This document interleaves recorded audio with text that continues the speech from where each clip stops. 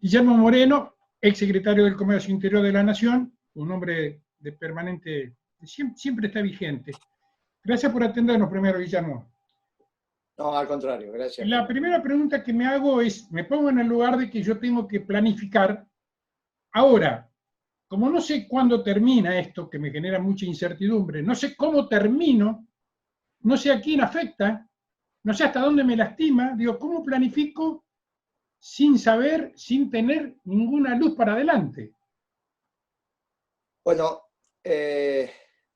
ciertamente lo que necesitas desde la acción de gobierno para planificar básicamente tu economía, de esto estamos hablando. Sí, seguro. Lo que necesitas es tener una caracterización de lo que está aconteciendo. Y eso está. Eso, si vos tenés un buen marco de comprensión de la realidad, sabés lo que está aconteciendo en el mundo. En todo caso, va a depender de tu aptitud analítica. Si vos pensás que el mundo funciona todavía con los paradigmas de la globalización, en esa contradicción entre neoliberalismo y socialdemocracia, bueno, es una visión que tenés del mundo. Si vos sos socialdemócrata, vas a pretender que uno de los polos de la contradicción sea la socialdemocracia. Porque si no, estás afuera. Sí. Nosotros los peronistas especialmente pensamos que ese es el mundo viejo. Ese es el mundo que, para ponerle una fecha, terminó cuando asumió Trump. Si Trump administra el comercio exterior desde la potencia hegemónica en términos políticos, económicos y militares, que conducía a un mundo neoliberal, y ya Estados Unidos no es neoliberal, dejó de ser la contradicción socialdemocracia-neoliberalismo. ¿Y cuál es la contradicción? Bueno, entre dos tipos de nacionalismo. El nacionalismo de categorías europeas xenófobo y el nacionalismo de categorías hispanoamericanas, donde la doctrina básica es la del movimiento nacional justicialista, que es el nacionalismo de inclusión. Si vos entendés el mundo, te das cuenta también quiénes son los ganadores y quiénes son los perdedores de ese mundo, y en función de eso vas a hacer tu geopolítica. Está bien. Esto es tu inserción internacional. Y planificás. De ninguna manera un virus, va a modificar la estructura económica del mundo. Está bien, pero un virus le dice a un Chile, que era el ejemplo a mirar para algunos, para mí no, porque va a ver la educación, el formato de educación no pública, le dice, tenés que tomar 23.000 millones de dólares del Fondo Monetario Internacional. ¡Wow! ¿Qué pasó? Entonces, no sé realmente, Guillermo, si antes nosotros éramos lo que íbamos a quedar en default, o si van a aparecer 30, 40 países y esto va a generar otro formato donde las deudas no sean tan determinantes para... Pero está bien que vos no lo sepas. Está perfecto, yo sí lo sé. Por eso le pedí la entrevista. Bueno, muy bien, no es lo que vos estás diciendo. Con toda humildad te lo digo, ¿no? Pero Chile toma la deuda, porque ya viene con un desorden en su macroeconomía que se vio en la expresión de los estudiantes pueblo en general, desde hace más de un año. Entonces, está claro que ese equilibrio macroeconómico, entre comillas, que había conseguido Chile, quedó absolutamente desordenada por los conflictos sociales. No es que toma los 23.000 millones por el coronavirus, de ninguna manera. Es lo mismo que vos me hubiese dicho que Macri tomaba los 57 que terminaron siendo 44, tomó por el desorden macroeconómico. El desorden macroeconómico. Bueno, en Chile, un modelo que no daba respuesta, intentan ahora tener una solución de gasto por el lado del acuerdo con el Fondo Monetario, vamos a ver cómo le va. Pero de ninguna manera a la salida de esto, el mundo va a haber cambiado. No es que va a cambiar el modo de producción capitalista, de ninguna manera. De ninguna manera. Es una tontería mayúscula pensar que un virus va a cambiar el modo de producción capitalista. Y la acumulación de capital dentro del modo de producción capitalista ya cambió con la llegada de Trump. Dejó de estar en el vector especulativo rentístico de los progres, que conjunto con los neoliberales hicieron el consenso de Washington, para pasar al esquema real de acumulación de capital entendido desde la economía fierrera, como siempre la entendimos los peronistas. ¿Está bien? Por eso la cultura del trabajo es claramente una visión peronista.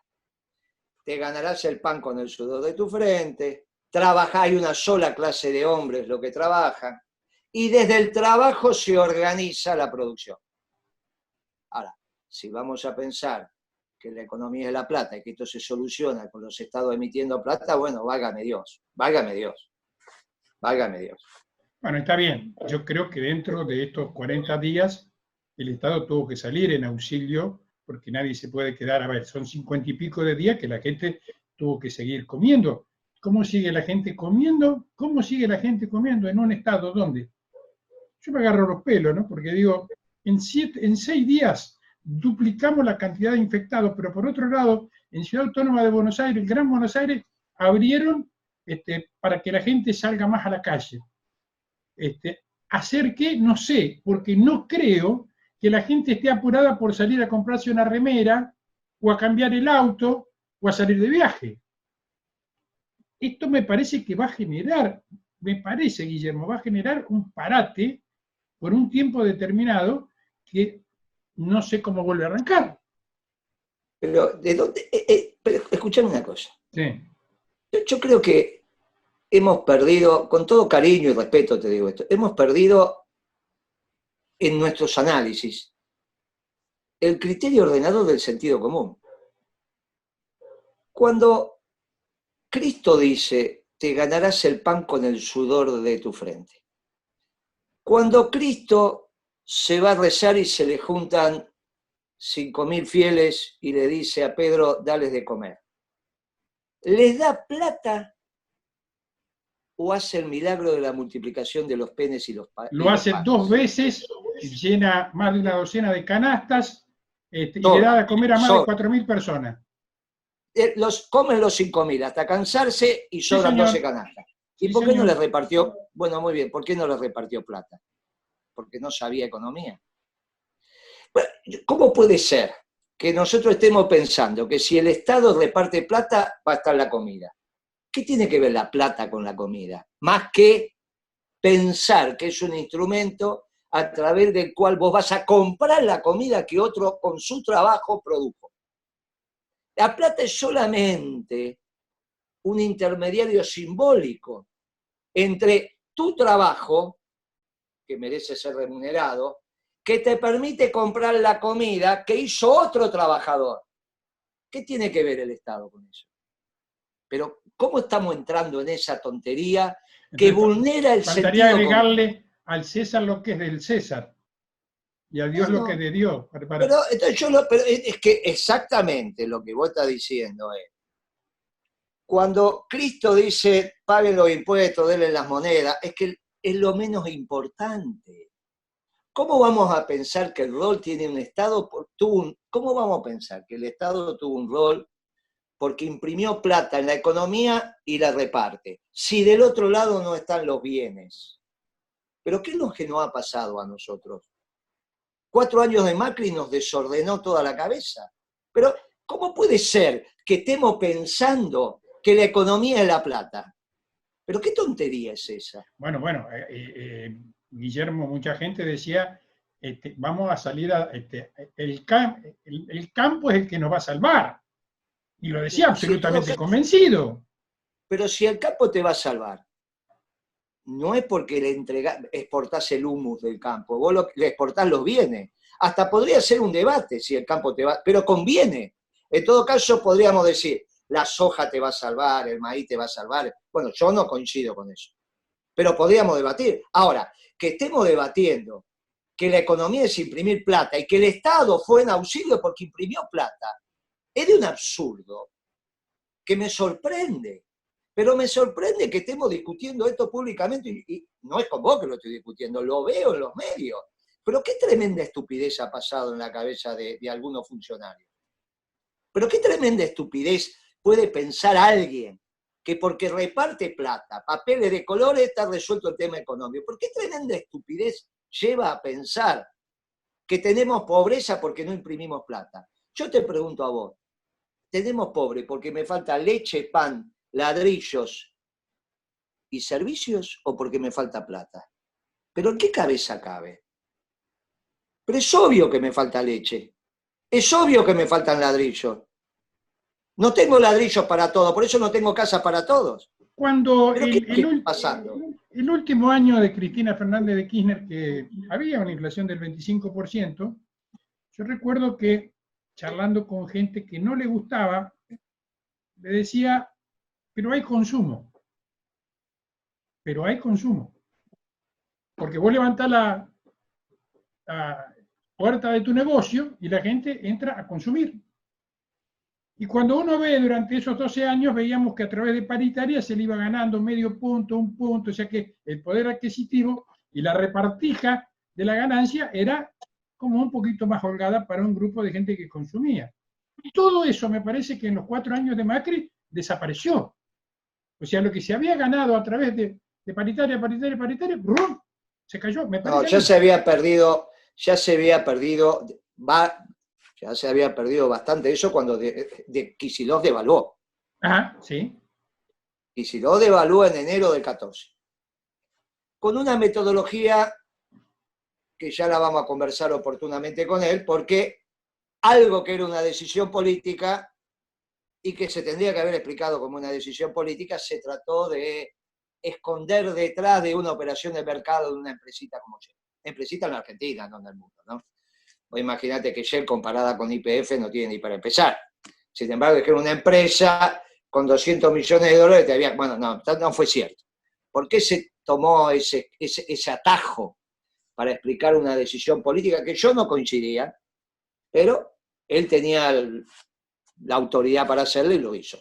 Pero esa devaluación generó un problema serio, regresivo en la distribución del ingreso, sobre todo en el sector privado, que dejó de crear empleo.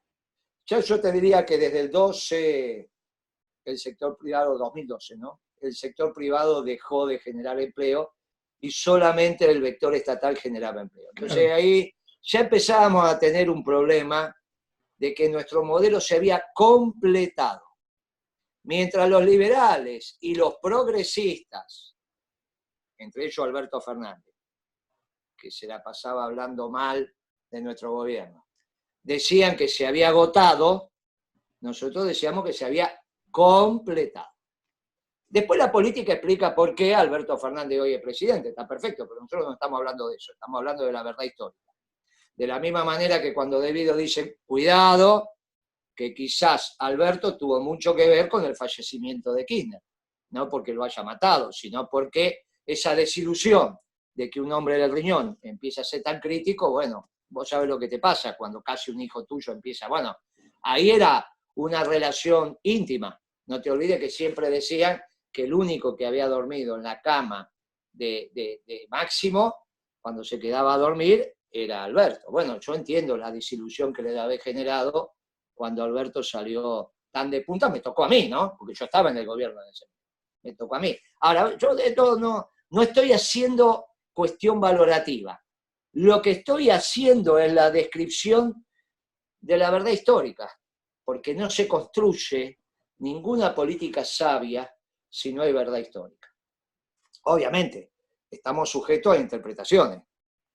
Yo digo, como siempre decía Kirchner, nuestra media verdad. Muy bien, nuestro modelo se había completado para el 2012. Quizá los 2 últimos años de Cristina no son los mejores de referencia para ella. ¿Está bien? Tiene muchísimos años mejores. Muchísimos. Más, uno podría comparar lo que le pasó a Cristina en el 2009 con un virus también que atravesó a la sociedad argentina y lo que está pasando ahora. ¿Está bien? Claro, ahí las decisiones fueron distintas. Cuando Moreno dice, esto está definido, esto no va a cambiar nada, el virus no va a cambiar nada, la ilusión de que tener una salud pública, yo debo agradecerle a mí, en el Bonorino de Ahondo en Buenos Aires me salvaron la vida 2 veces, casi el combate de los pozos. Soy hijo de la educación pública, mis hijos de lo mismo, mis sobrinos también, más de un sobrino tiene una casa porque o fue el plan Procrear que salió sorteado o fue el gobierno de La Rioja, que en su momento le dio una casa, un Estado presente. Se puede, o sea, ¿eso se entiende realmente? ¿Se mama? ¿Se lleva en la sangre realmente? ¿O es para muchos esos negros de mierda que siguen cobrando y no hacen nada? Es que este es el debate entre el nacionalismo de inclusión y el nacionalismo de exclusión. Por eso. Bueno, por eso, pero el que más casas proporcionalmente dio, entre comillas, fue el general Perón. Y era un gran defensor del sector privado. Por eso él decía que en el peronismo la columna vertebral era el movimiento obrero organizado. Y no lo decía por los gremios vinculados a las actividades estatales. Ni siquiera en ese momento los maestros, porque vos sabés que los maestros ingresan al movimiento obrero organizado orgánicamente, ya nosotros teníamos hijos grandes, ¿eh? ¿Está bien? Eso de que los maestros no eran trabajadores, nosotros nos criamos en eso. Te diría que esto es del 90 para acá. Te diría que estamos de acuerdo. Sí, igual sí. Que esta discusión de si los bancarios eran trabajadores. ¿Está bien? Nosotros vivimos eso, tenemos una edad parecida. ¿Está bien? Entonces no eran orgánicos al movimiento obrero organizado. Con lo cual, cuando Perón hablaba de la columna vertebral, hablaba de todos los sindicatos, que la patronal es el sector privado. Fundamentalmente la UOM, ESMATA, la Asociación Obrera Textil, la construcción. Perón era un defensor de eso. Claro que al sector privado le ponía la impronta de los trabajadores. Los trabajadores no son sector público, ¿eh? Los trabajadores, en su inmensa mayoría, son sector privado. Pero claro, se ha desordenado todo. Yo no sé qué es lo que ha pasado. Yo te digo, estoy sorprendido con las categorías que utilizan algunos funcionarios para entender la realidad. Y creo que en esto la penetración de la socialdemocracia, primero en el radicalismo, ya con Alfonsín, y ahora en el peronismo, ha hecho un daño importante para la comprensión de la realidad. Cuando Alberto Fernández, el otro día en el reportaje de Perfil con Fontevecchia, le dice suelto de cuerpo, en un reportaje armado como este, no un reportaje de 3 minutos, ¿no? Estamos conversando amicalmente. Sí. Le dice no, porque el ser humano, los pueblos, buscan la eternidad. ¿Vos participaste de algún debate alguna vez con tus compañeros o en tu familia donde surgió la necesidad de que vos no te querés morir? ¿Vos participaste alguna vez en un debate de esas características? Nunca. ¿Me podés decir de dónde saca esas ideas Alberto Fernández? ¿De dónde las saca? Bien, es muy sencillo. El único que se atrevió a decir que los hombres nos transformábamos en dioses, o en dioses éramos eternos, fue Durán Barba. Y lo escribió también en Perfil. Ahora resulta que Durán Barba es amigo de Berbisky. Y Berbisky es amigo de Alberto, tan amigo que no sabes quién gobierna. Bueno, entonces ahí te tengo que parar y preguntarte. En este mismo lugar tenemos a Sergio Massa, tenemos a Cristina Fernández de Kirchner, tenemos al hijo de Cristina Fernández de Kirchner, tenemos a Axel Kicillof y tenemos a Alberto Fernández. Esto es lo que hoy agrupa, sostiene de los gobernadores, me parece que vienen, dan una vueltita, pero no son factores de poder y decisión. Este cóctel, tu nariz, que es una nariz con experiencia, ¿hacia dónde nos lleva? Una nariz con experiencia y bien grande. Imagínate que me decían en el Napia cuando era chico. Es una nariz que merece bigote. Mirá, la definición más clara la dio Ricardo Alfonsín. Dijo que esta economía era radical. Con lo cual aclaró mucho. No porque esté mal, sino porque ya sabés cómo termina. ¿Cómo termina una economía radical?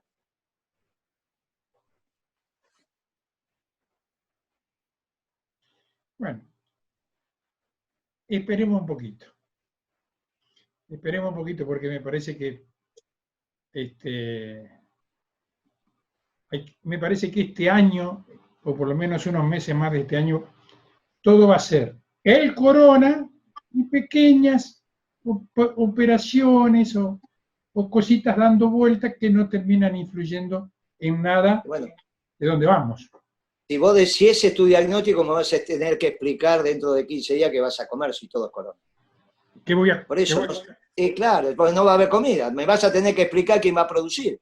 La verdad que no está bien lo que estás diciendo. Porque te vuelvo a decir, no es coronavirus, todo coronavirus. Porque alguien tiene que trabajar para generar los bienes que hoy estamos utilizando.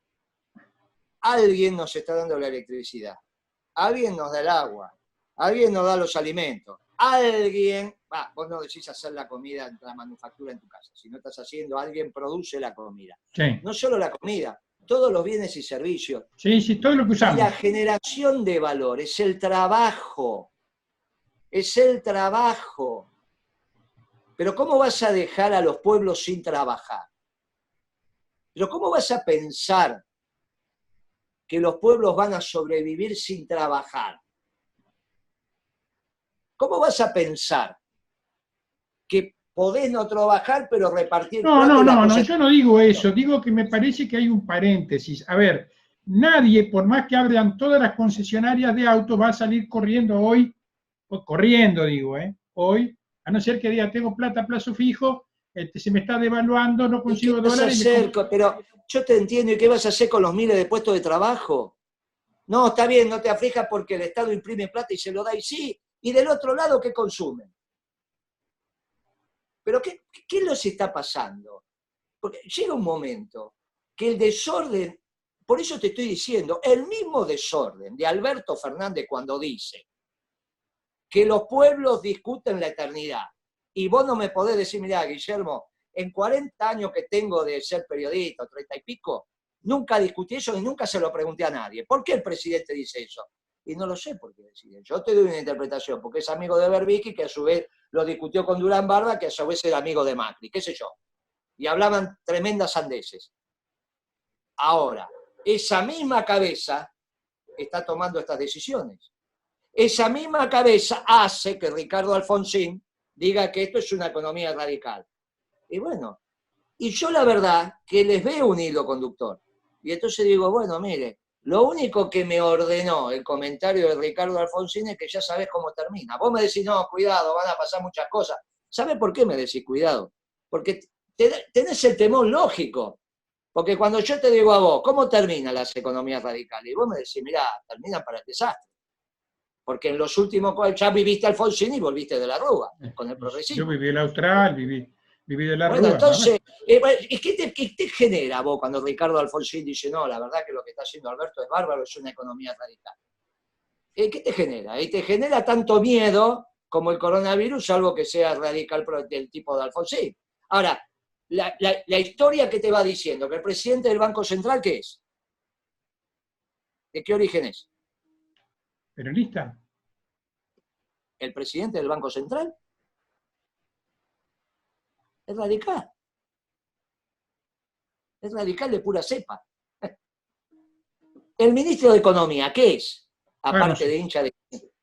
muy bien. Pero ya sabés que peronista no, porque ves los reportajes. ¿Está bien? Muy bien. ¿La recaudadora qué es? La que está en la AFIP. Me parece que es un grupo de porteños amigos de Alberto Fernández. Bueno, después vos querés que lo definan por su ideología. Claro. Y claro, porque si fueran peronistas, harían política peronista. Si no son peronistas, no van a hacer política peronista. Y la verdad que la única solución que tiene la patria es un modelo peronista. La última pregunta, y tiene que ver con que vos peleaste mucho, fue una gran lucha tuya para que se mantuvieran los precios de los alimentos. Una gran lucha. Yo a veces en algún comentario digo, que vuelva, llámenlo a Moreno, que vuelva a Moreno. Digo, no, porque uno tiene esa pelea fuerte. El Estado, así como YPF, es el Estado buscando petróleo y trabajando sobre el petróleo. ¿Debería trabajar sobre los alimentos? El Estado. Sí, es que, ¿sabés qué pasa? Los peronistas no tenemos una visión de una economía estatista. Esos son los marxistas, no somos peronistas. Si es así, en nuestro gobierno tenías esas visiones, pero no éramos los peronistas. No éramos los peronistas. Nosotros no avanzamos sobre el derecho de propiedad, no queremos incrementar la participación del Estado en la economía. No lo hizo Kirchner, eso es falso. No lo hizo Cristina. No lo hizo. No es cierto que nosotros tuvimos que... Nos quedamos... Escúchame, le saqué el correo a Macri porque no pagaba. Porque es mal pagador. Si hubiera pagado no se lo hubiera sacado. Pero es lógico. Pero es lógico. Es lógico. No tengas duda porque yo estaba en esa mesa. No pagaba.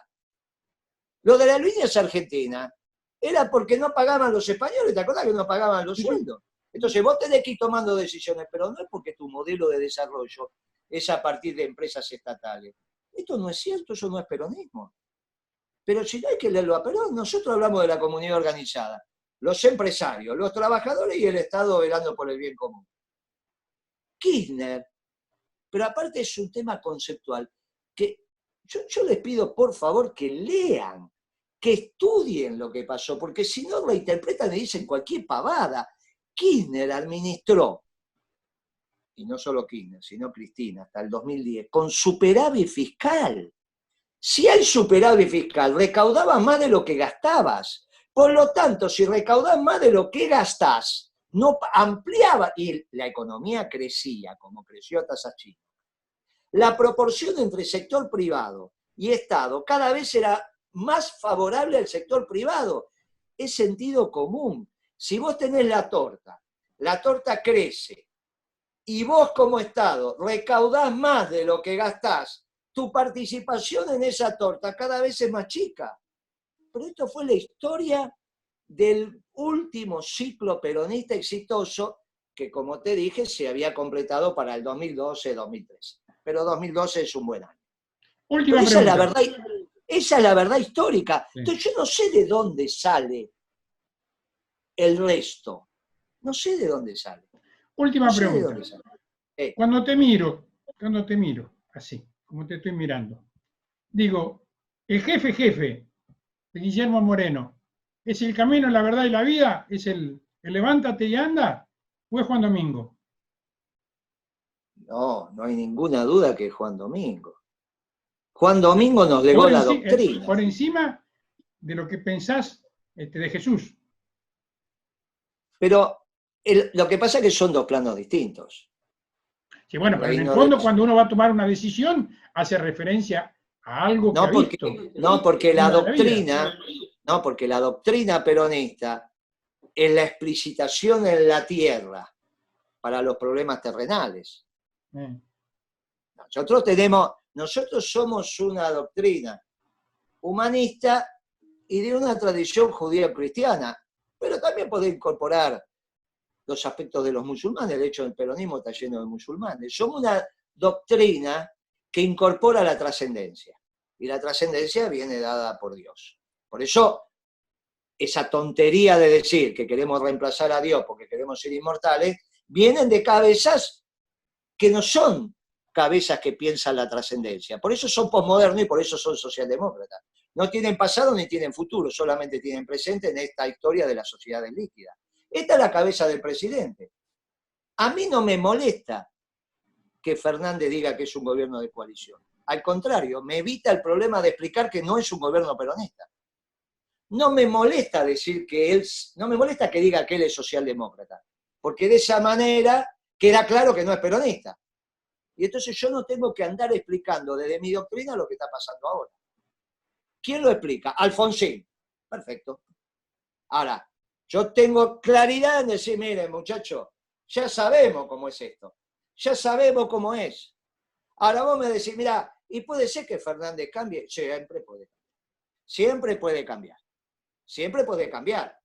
Porque la posibilidad de que un pecador deje de ser pecador, no por Fernández, estoy diciendo, esto cambia, puede cambiar, pero perfectamente. Ahora, lo veo que no es fácil. Por lo tanto, vamos en una dirección extremadamente complicada. No es fácil una cabeza que toma la decisión de sobre 45 millones de personas dejar el 10% trabajando. Hasta hace una semana estaban trabajando en la Argentina 4,5 millones de personas. Es de sentido común que vos, ante este dato que te estoy diciendo, me tenés que decir, Moreno, esto es muy difícil. ¿Cómo uno va a alimentar a 10? Alimentar en términos de lo que estábamos hablando. Imposible. Bueno, y entonces, ¿para qué? Entonces, ¿cómo generaste una economía donde solo trabaja el 10%? ¿Pero cómo hiciste eso? Está bien, pero a ver, Guillermo, si yo prendo la televisión y veo los camiones con ataúdes, tengo miedo. Muy Y ese bien. miedo tiene que pasar, tiene que Está bien. No, ¿sabés evolucionar. qué pasa? Es extraordinario lo que decís. Extraordinario. Jamás Perón condujo desde el miedo. Nosotros somos una doctrina de amor y paz. Se conduce desde la persuasión. Se conduce diciéndole a la familia, mire que los héroes son los que van a trabajar, no los repudie cuando vuelvan. Entonces no te hubiese pasado los carteles a los médicos o lo que ayer pasó en Salta, que apedrearon a un trabajador. Claro, cuando vos instalás el miedo, desde el miedo no se conduce la sociedad hacia la comunidad. ¿Viste las diferencias profundas que tenemos los peronistas con el resto? Yo no sé si vos sos peronista, pero si no sos peronista, sos medio peronista. Porque muchos de tus conceptos... Voy a cerrar con esto. En el 2001 se imprimió en España un libro que lleva como título El Evangelio de los Niños, que ordena cronológicamente y geográficamente los 4 evangelios. 2 que conocieron al Cristo y 2 que fueron como periodistas. Y lo escribí yo. Así que, para mí, mi jefe es la filosofía, porque no es la vida eterna, no es la vida eterna, es la filosofía del Cristo, para que sepamos dónde estamos parados, ¿no? Pero eso es la teología, que obviamente está vinculada a la filosofía, pero es la teología. Cuando uno tiene que amar a un hermano, en la tierra, esa doctrina que te guía a las mejores decisiones, es la doctrina justicialista. Por eso te dije, no sos peronista, pero lo parecés. Y te das cuenta cuando hablas.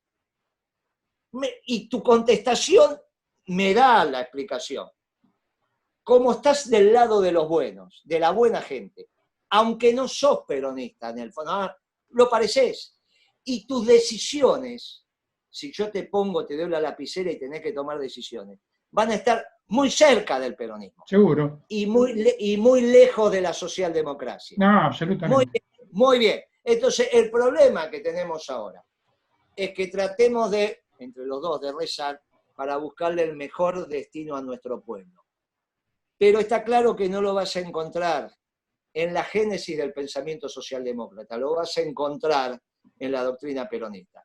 ¿Y dónde falta doctrina peronista hoy, especialmente en el gobierno? En economía y en Cancillería, no porque Solano sea peronista, sino porque la política que está haciendo, orientada por Alberto Fernández, es complicada. Entonces, recemos para que también, de alguna manera, Alberto Fernández deje que el Espíritu Santo lo ilumine. Ahora, el Espíritu Santo solo ilumina a los que se dejan iluminar. Por eso te enseñan a rezar. Bueno, esperemos que así sea. Y si no, bueno, seguiremos avanzando en la resolución de nuestros pecados, individualmente y de los pecados como pueblo, porque no hay duda que lo que pasó ayer en Salta fue un pecado colectivo. ¿Está bien? No hay ninguna duda. Más que decir. Pero eso fue incentivado por el miedo y por no reconocer que los que trabajan son los héroes de esta sociedad y que la familia y la sociedad los tiene que recibir. Esto es muy fácil. Hay 18 millones de personas que estaban trabajando en febrero del 20. Somos 21 millones los que queremos trabajar. Algunos pueden y otros no. Hay 3 millones que no pueden, son desocupados. Había 18 millones trabajando, mitad y mitad. Porque es obvio que con el 10% de la población no podés satisfacer los bienes y servicios, pero tampoco se conduce la sociedad desde el miedo. Muchas gracias por la conversación y escucho atentamente tu cierre y cuando puedas me mandás tu libro y te lo cambio por el mío. Vamos. No voy a cerrar sin decirte, primero, ser agradecido, gracias. Y segundo, decirte, Dios te bendiga. Gracias y estarás en mis oraciones esta noche también. Gracias por esta bendición, gracias por nuestros rezos y le vamos a pedir a nuestro Señor Jesucristo que bajo su manto protector ponga a todos los pueblos del mundo, pero especialmente al pueblo argentino. Gracias por la entrevista y a disposición. Chau, chau.